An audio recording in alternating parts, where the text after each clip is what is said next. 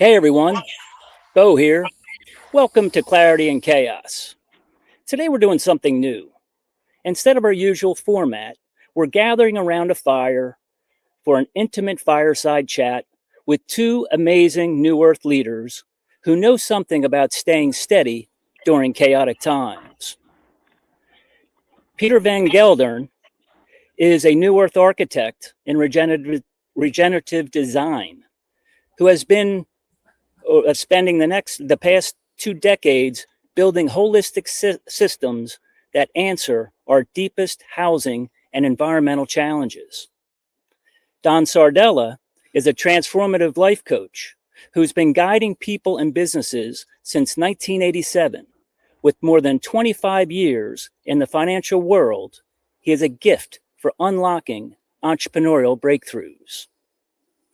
So together we're going to explore what it means to be a New Earth soul navigating chaotic times and the real practical ways we stay clear and confident, humble and bold when the world around us won't sit still.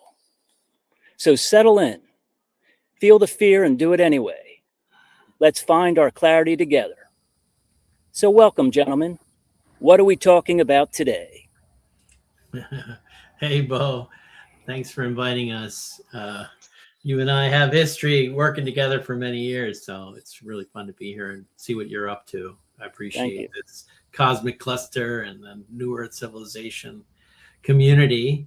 Don and I have known each other for like 20 years or more. We've worked together as partners and confidants, and Don is a coach to me in so many ways. I appreciate our consistent partnership, and then also Don is a leader in his own right, with as a writer of books, but as a consultant. And I support Don with media. We have a newsletter we produce together for over 10 years now. So he's written over 100 newsletters. So that's how we're connected. And of course, nice. You and I wrote a book together 15 years ago called Regenerating America. That's right. That was epic, and it sort of pointed to where we stand today. It was very ahead of our time. Yeah, way ahead of our time, and it's sort of a blessing and a curse, right? You're like, yes, exactly. It's like prognostication. You're like, this is get ready because it's coming, and then it there's a lag. There's a lag. Yes. Well, that's been our tendency, is we tend to be ahead of ourselves. So So this time it just took a decade to catch up. So here we are. More than a decade. So, but that's good because it sort of, I noticed that our work was visionary, and it sort of I use it a lot in my work in my community because it helps people choose. It's power really of choice. Yeah, the power of choice and the future we want to live into. So I've been really focused on that choice as empowerment, and choice as like creating the future we want to live into. It's a brave new world, and I like you guys about being bold. You really have to be bold and do it anyway in fear. I'm going to hand it off to Don in a minute, but what keep coming up for me is like I keep feeling like I'm a little bit in the messy middle right now. Like we've kind of left, the ship has left the dock, and we're in this new space going towards this New Earth civilization that we're creating, but we're not there yet, or it's in process. And so that can be really scary and quite like messy and challenging. So I know that's kind of where I'm at. I'm always sort of groping for like what are we working on now that moves the needle, and we're always kind of figuring that out. So anyway, Don will probably have something to say about that. Also, like chaos, calm in the chaos. He can introduce his book because it's really on point for this topic. So Don, nice. Why don't you take it from here, or introduce your book? Well, it's interesting. Thank you, Peter. And Bo, thank you for inviting us, and hello to everybody out there. I'm inspired and grateful to be able to join this conversation. I really like the quote, the Margaret Mead quote, which is one of my favorite quotes. It only takes a few to cause a change. And especially with the pace in which things are going in the world and the level of uncertainty and unknowns, part of a large part of what we do is helping people restore power, like personal power. Who am I? How can I be my best self and make my best contributions, use my best talents in the face of whatever, and be part of a solution that's future focused? It's better than when I left it. Even better, today is better than you. Oh, got a little bit of a lag. Talking about A little bit of a lag, yeah. Yeah. Creating a world that works for everyone, and very innovative. And he ran up against a lot of resistance. I know Don's at a conference right now in a hotel, so he might be. You're just lagging a little bit, Don, but we got. Oh, I am. The internet connection is lagging a bit. A little rubber banding just for you. You're rubber band, but that's all right. Keep going, and then if it gets too long, I'll. Okay. But basically, I've been running with this idea and with a community of people. Now I'm part of a global wisdom community of about 25,000 people, very seasoned people that have been involved in projects all over the place, inner city, rural areas, agriculture, just multiple things. And especially in partnering with Peter. Peter's extraordinary. I mean, he's a digital master. I always joke with him every week. It's breaking news with him. I'm learning on something new that I didn't know that I didn't know. Very innovative. Sometimes I feel like he's a comet or a nebula moving through the universe faster than he can keep up with himself. So I can resonate with that. We're trying to keep putting track in front of the train so the train can keep moving forward and have some structure and design and unfolds. And Peter's company is Unfold Creative. Part of my commitment is to help Peter unfold, and expand the platform. So this partnering with being here with Bo and what's unfolding on the website and the whole thing is inside of that. Probably related to Bo's opening remarks. During the pandemic, I was encouraged to write books for years, but I was traveling a lot. I said, this is like working at these hotels and airports. By the time I get to them, I'm exhausted. But the pandemic took me off the road like overnight. So I put out a couple of books, which was designed to help people to lead. We have a company, it's incorporated, an Institute for Leadership Development, but it's not some kind of corporate leadership thing. It's more like our intent is to help to lead people to the leader within. So our books are designed for that, for people to connect to their highest self, to their inner divinity, to their calling, to their passion, whatever it is, and have access to processes that help them make that real in the world, manifest in their lives and in their families or partners or communities, and roll out to the nation of the world. So have a community of communities and countries, and be part of that new era. And I feel like all of humanity right now is at an inflection point. I think there was a book I read in the late 80s called Thriving on Chaos. So it's titled, so it's written by Tom Peters. Tom Peters' original book was In Search of Excellence. That was a revolutionary. Sure. But Tom Peters is a maverick. And he's a maverick of mavericks. And he's like a fatherhood of mavericks. So he's really causing people that, if you got innovative ideas, don't wait for permission, or don't wait to be asked. Take initiative, use your agency. Go out and try things, make things happen. And some of the best innovations and creations that are available to humanity even now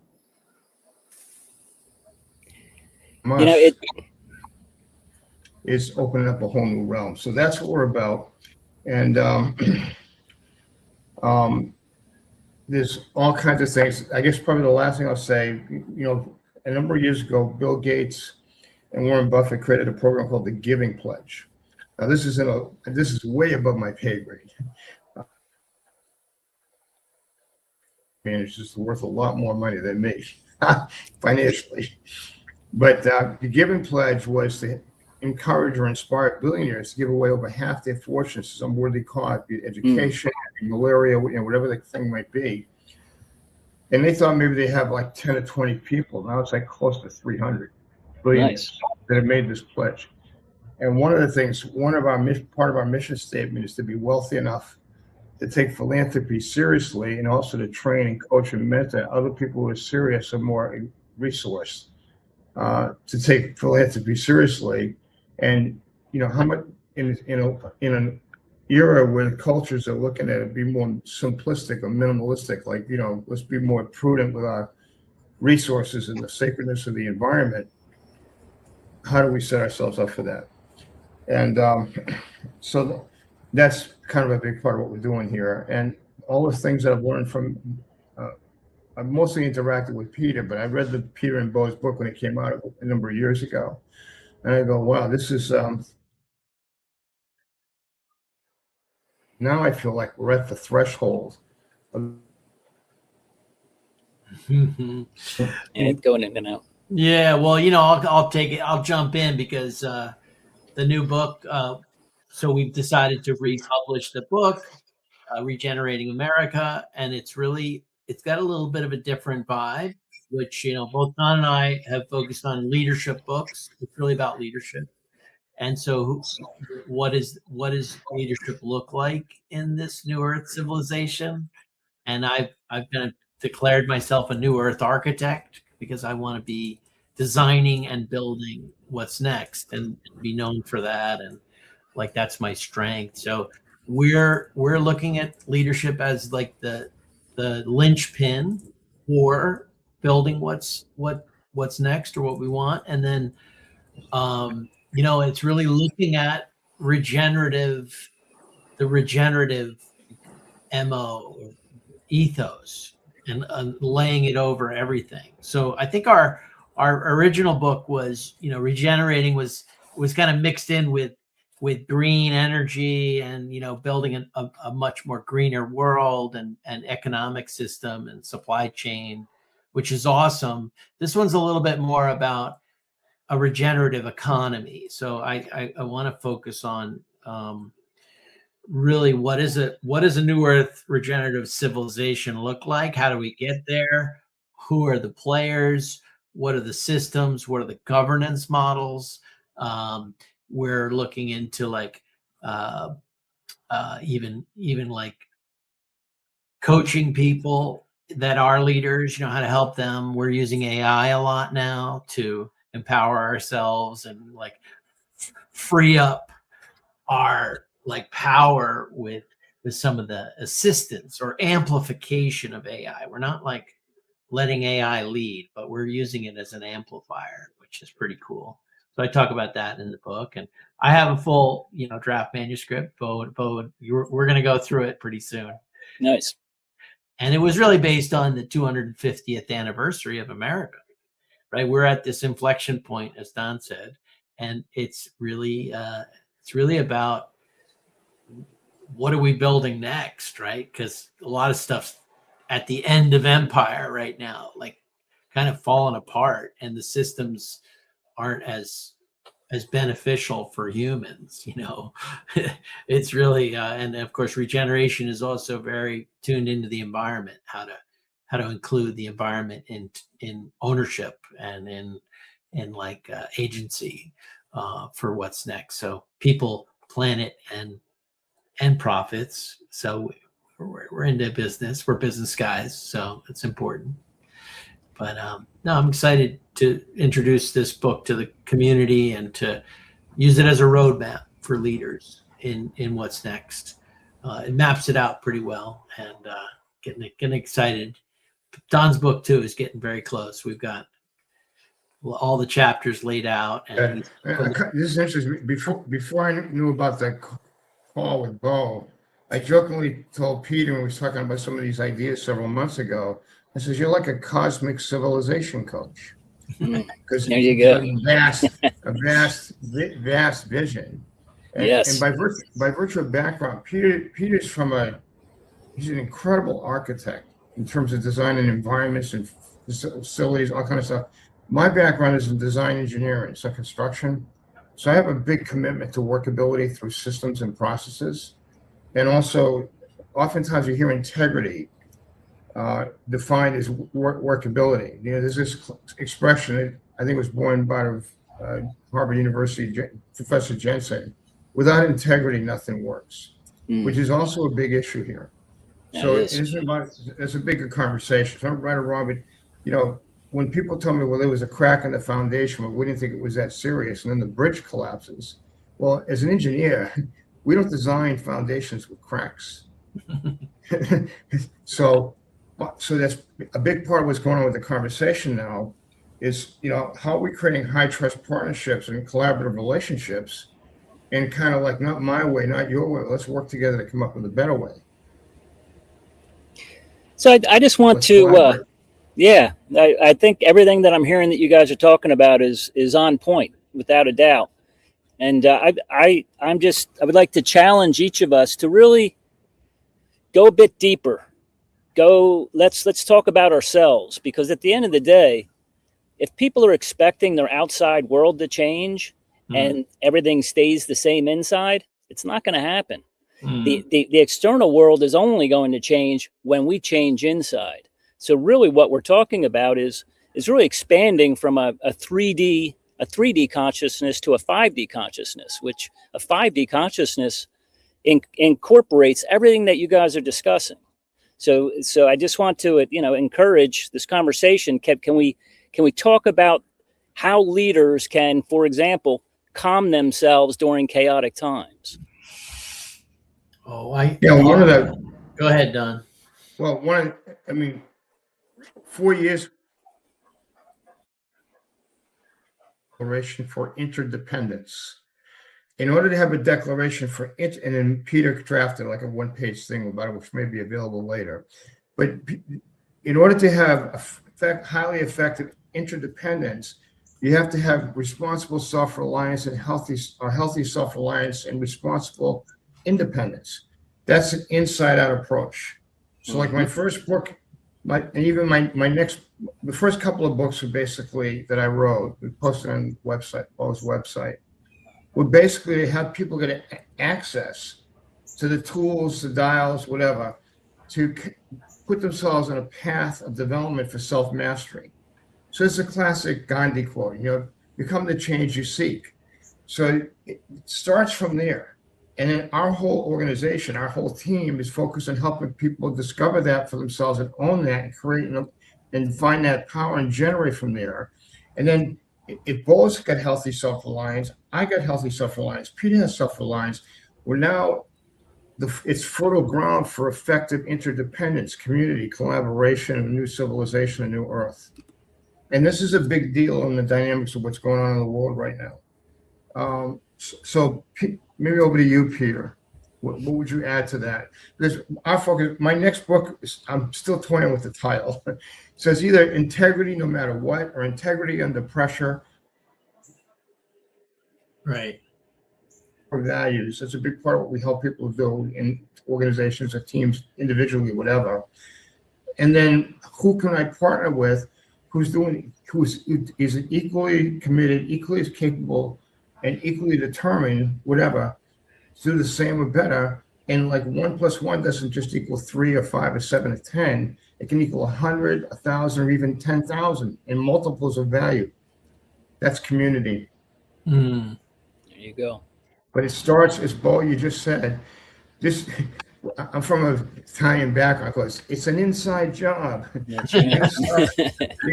got to start from within. That's right. Well, I'll pick up that. I'll come alongside around. I guess for me, I've been really diving deep into leadership work over the last 10 years.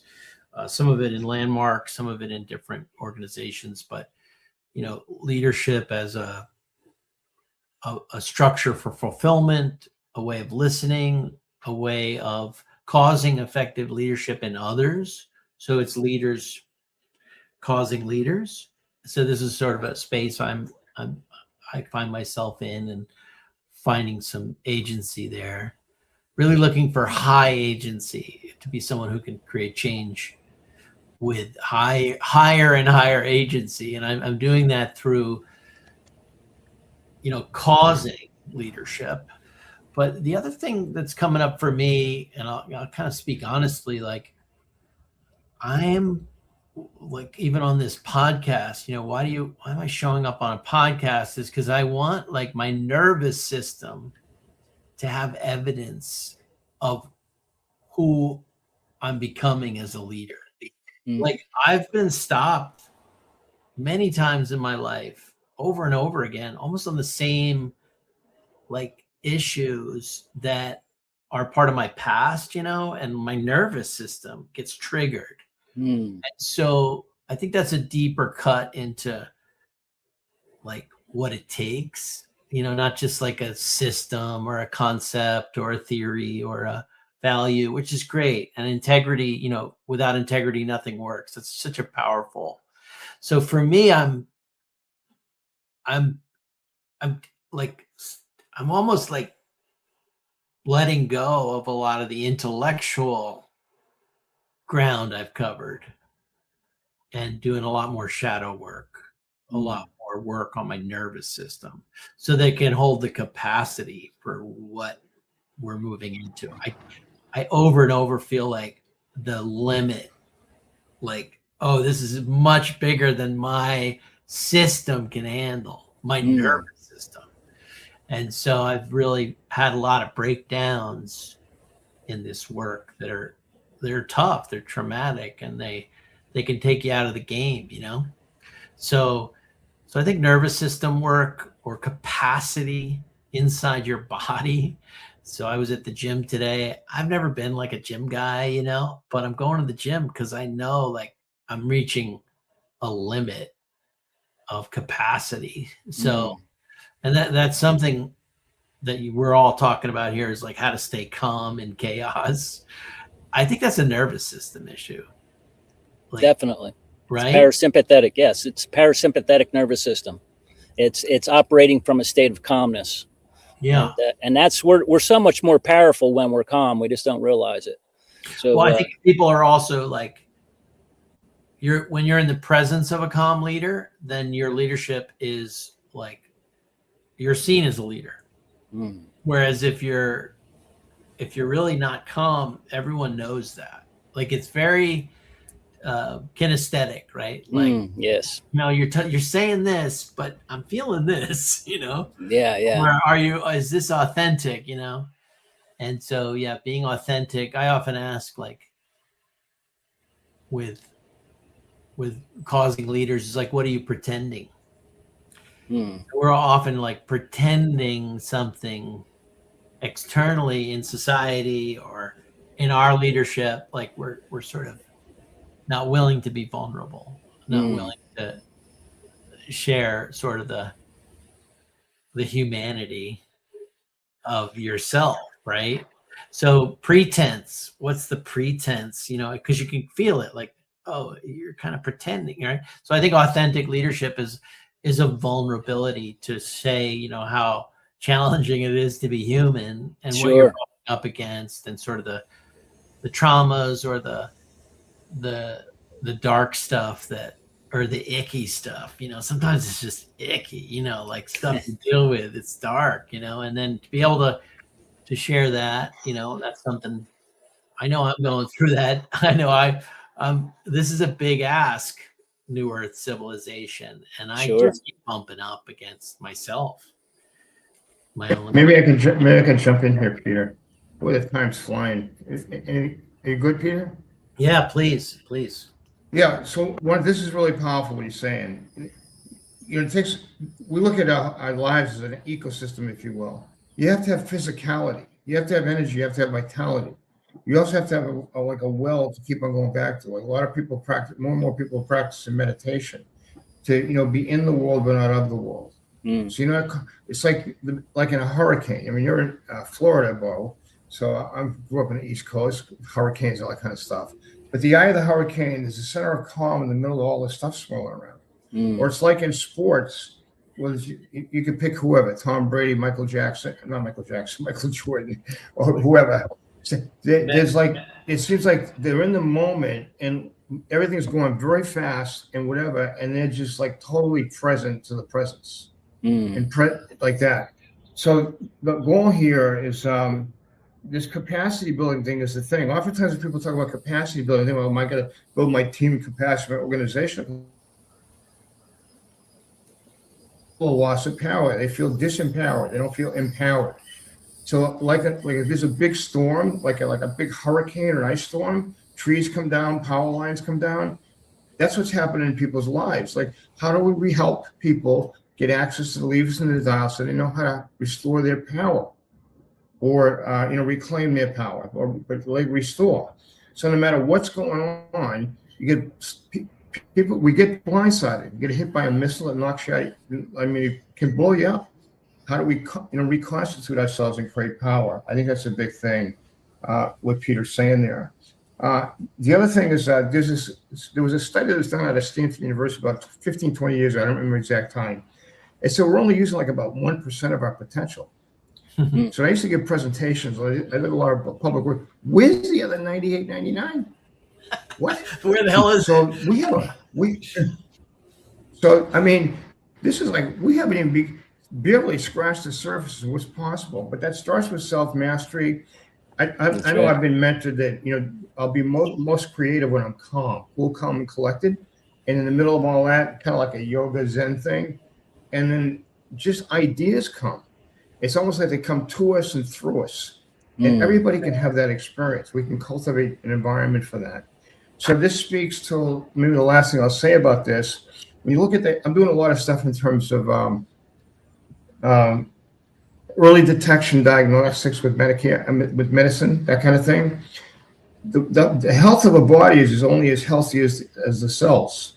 So every person on the planet, I mean, we're all like trillions of cells, that kind of thing, but to the degree that will help individuals become healthy in their own right, that eventually is part of the best way we can be and contribute and celebrate. Not something we got to do, we get to do. And wake up and it's like Einstein used to say, either everything's a miracle or nothing's a miracle. Life is a miracle. I mean, it's like miraculous. Like how in God's name? I mean, my biggest, when people talk about God, I go, my biggest word for God is like incomprehensible. I mean, give me a break. We can talk about it from here to eternity, which we'll see what happens there. But basically, so like we're in the middle of a gift, and it doesn't feel like that when all hell's breaking loose.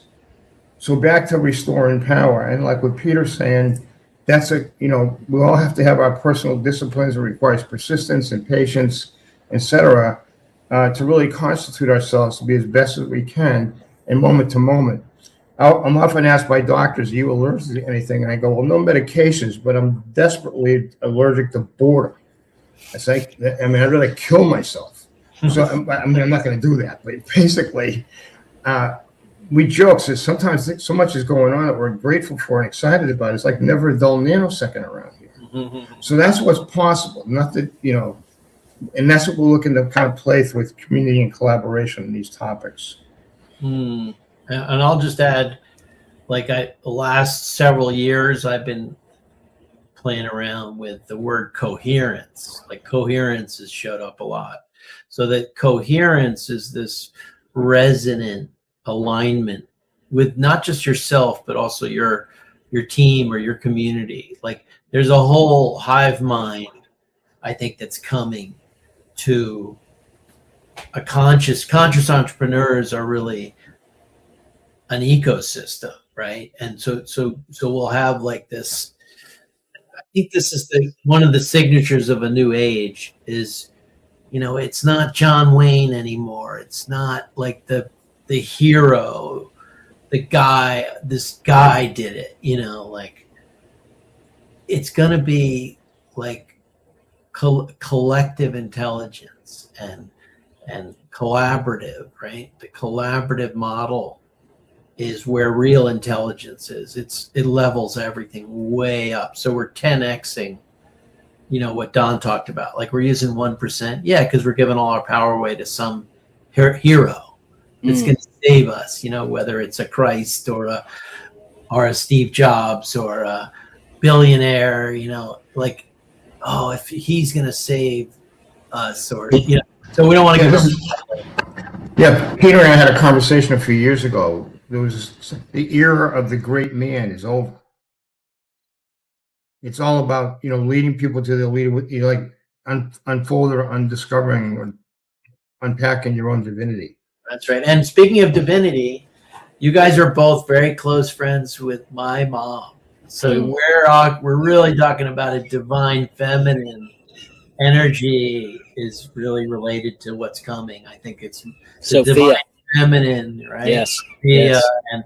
and this like when a lot of people say, you know, that the best civilizations are the one run by the grandmothers.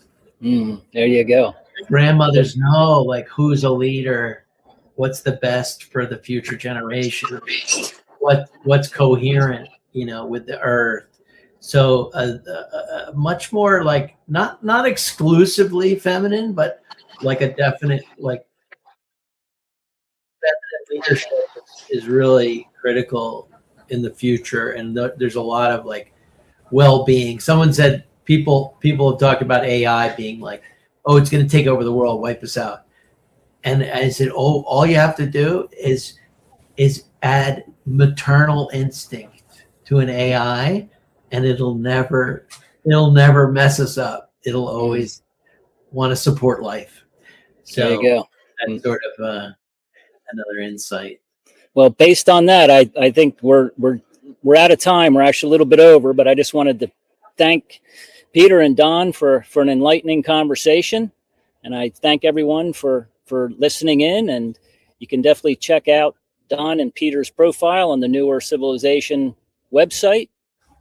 Don is under Visionary Authors and Peter's under AI Solutions, and both their links are in the event in the comment section.